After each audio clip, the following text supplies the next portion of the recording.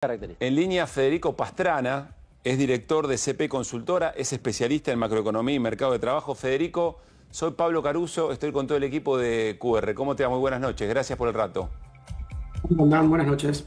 A ver, en función de estos datos que mencionaba que hoy publica el INDEC de desocupación, ¿qué análisis haces? Y seguramente estabas escuchando lo que comentábamos, si compartís un poco dónde poner el ojo en estos datos.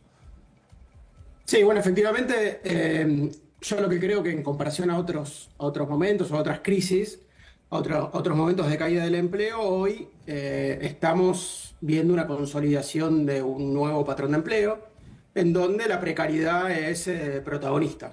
¿Sí? Es decir, los puestos precarios absorben una parte de la expulsión de los puestos registrados, básicamente. Y eso deriva no solamente en lo que estaban diciendo de que no se vuelven todos desocupados, sino que tienen puestos precarios, sino también en una caída de los ingresos de los ocupados.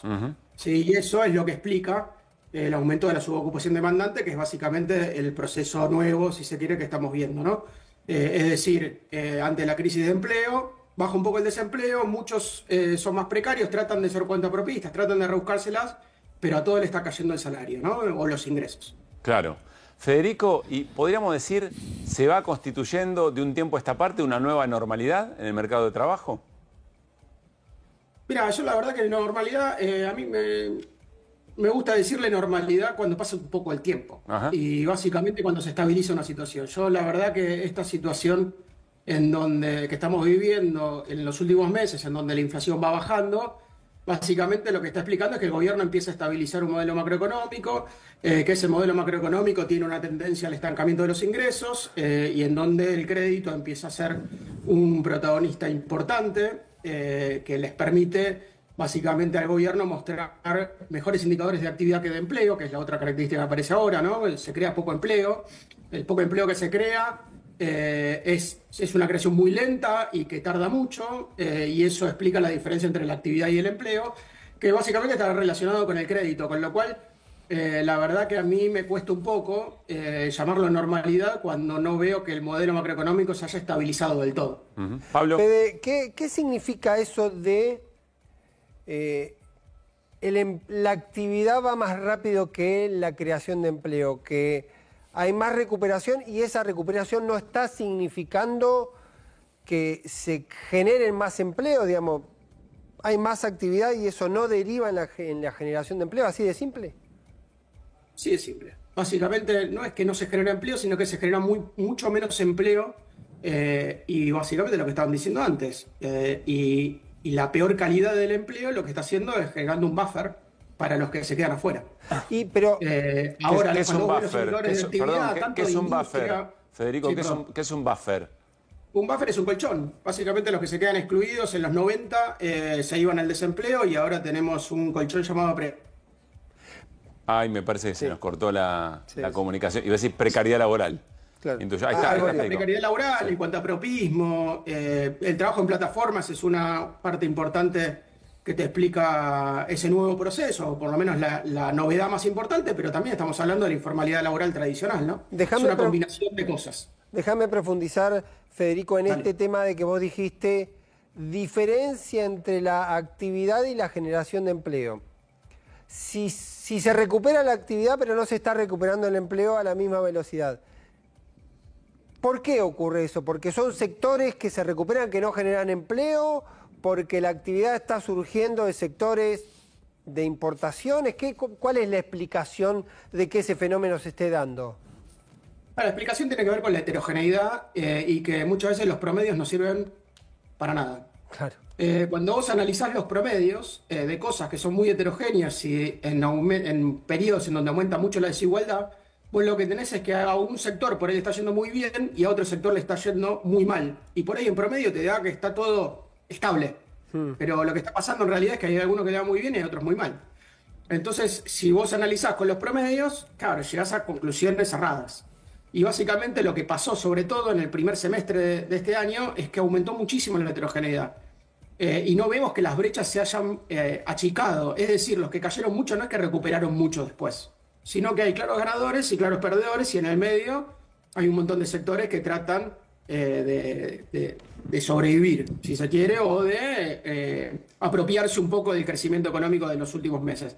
Ahora, cuando vos, ese punto aparece claro en dónde. Bueno, cuando analizás la distribución del ingreso, cuando analizás la heterogeneidad productiva, en donde vos ves dentro del EMAE o la diferencia entre la construcción, el indicador de industria, el indicador general de actividad, vos ves realidades muy distintas, ¿sí? Y ves grandes variaciones mensuales. Cuando vos tenés esos procesos, por eso yo digo, hay que tomarlos con pinzas, hay que esperar un poco, ver qué pasa, ver hacia dónde se estabiliza, si es que se estabiliza, y por ahí estamos en una situación de inestabilidad bastante permanente o con shocks, y eso que es un poco lo que caracterizó la macroeconomía en los últimos años, y que la verdad que para terminar de hacer análisis grandilocuentes hay que esperar un poquito. Lo que sí está claro es que hay mucha heterogeneidad y que hay que tener cuidado con los promedios. Federico, En ese marco, sí. lo que yo creo que explica, y contestando a tu pregunta, Sí. lo que yo creo que explica esta situación es que efectivamente los que impulsan la actividad económica, es decir, los ganadores, no son sectores particularmente creadores de empleo. Sea porque aumentó el coeficiente de importaciones, que tampoco pareciera que aumentó tanto, o sea porque son el agro, la minería y la energía, que no son los tradicionales sectores que generan empleo en Argentina, ¿no? Federico, ¿este análisis corre también, por ejemplo, para el análisis del salario? Bueno, efectivamente en el salario o en los ingresos pasa algo hasta más complejo, si se quiere, que tiene que ver con que los salarios registrados del sector privado, que básicamente están definidos por las paritarias, lograron defenderse mucho mejor de la crisis y del salto inflacionario de los primeros 6 meses de gobierno, mucho mejor que el resto. Entonces, ahí tenés unas heterogeneidades muy grandes, porque básicamente los salarios públicos cayeron 20% y recuperaron 3 puntos, mientras que el salario privado promedio bajó 12 puntos y recuperó prácticamente todo. Entonces, claro, cuando vos decís, bueno, los salarios, ¿qué les pasó? Y tenés realidades muy distintas. Claro. Y si analizás los salarios de los informales y de los cuentapropistas, también tenés realidades distintas, aún distintas de esos dos, y ni hablar si te pones a mirar los ingresos no laborales, básicamente los programas sociales y las jubilaciones. Y Hacia adentro de las jubilaciones tenés diferencias, Sí. y dentro de los programas sociales tenés diferencias también, pero que básicamente te hablan de un ajuste muy grande, y lo cual te ayuda a explicar por qué, en el marco de que los salarios privados registrados se recuperan y que vos ves el indicador promedio que se recupera, ves los indicadores de pobreza e indigencia y las mejoras no son tan importantes. Entonces decís, ¿qué pasó acá? Bueno, lo que pasó en el medio es que hay un ancla cambiaria bajo la inflación, pero también hay un ajuste fiscal que tuvo como uno de los pilares el ajuste del sistema previsional.